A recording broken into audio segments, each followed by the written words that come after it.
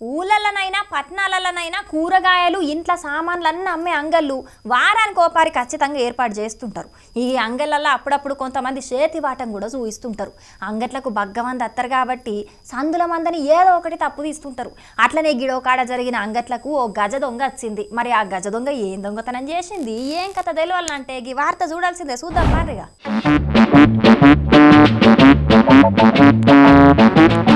ఏదో గజ దొంగ ముచ్చటని చెప్పి ఏనుగును చూయిస్తున్నారేందని అనుకుంటున్నారా?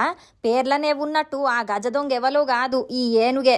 మనుషులైతే దొంగతనం ఎవ్వరికి తెలియకుండా చేస్తారు కానీ ఈ ఏనుగు మాత్రం బాజాప్తా దానికి నచ్చింది ఇట్లెత్తుకపోయింది. మరి దానికి బగ్గా ఆకలైందో లేకుంటే ఆ బత్తాలను చూడంగానే తినబుద్దయిందో తెలియదు కానీ దాంట్లోకెంచి ఓ బత్తా తీసుకొని నేలకేసి కొట్టి ఆ సంచిలకెంచి పిండి తీసుకొని తొండంతో తిన్నది. ఉన్నట్టుండి అంగట్లకు ఏనుగచ్చి ఇట్లా పిండి బత్తాన్ని తీసుకొని తినే వరకు అక్కడున్నోళ్ళంతా పారేషాన్ అయిండ్రట. కాకుంటే ఆ ఏనుగు మాత్రం ఎవ్వల్ని ఏమనకుంటా గోధుమ పిండి తిని మళ్ళా అడవి బాటే పట్టింది. ఇక దీన్ని అక్కడున్నోళ్ళు వీడియో తీసి సోషల్ మీడియాలో పెడితే ఇప్పుడు ఈ వీడియో మస్తు వైరల్ అవుతున్నది. ఉత్తరాఖండ్ రాష్ట్రం హరిద్వార్ దగ్గరలో ఉన్న బహద్రాబాద్ ఊళ్ళే జరిగింది ఇది.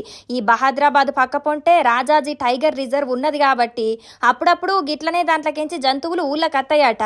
కానీ ఏనుగులు మాత్రం ఎన్నడూ రాలేదు, ఇట్లా చెయ్యలేదని అక్కడి జనాలు అనబట్టిండ్రు.